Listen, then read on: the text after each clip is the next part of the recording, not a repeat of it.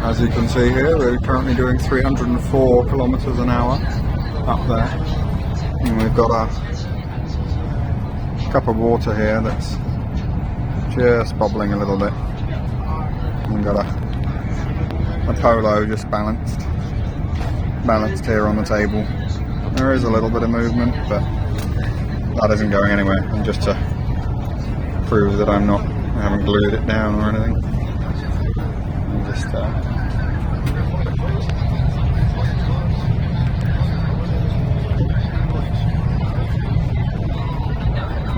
yeah, that's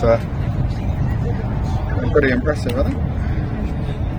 That certainly wouldn't happen like that in the UK at half this speed. So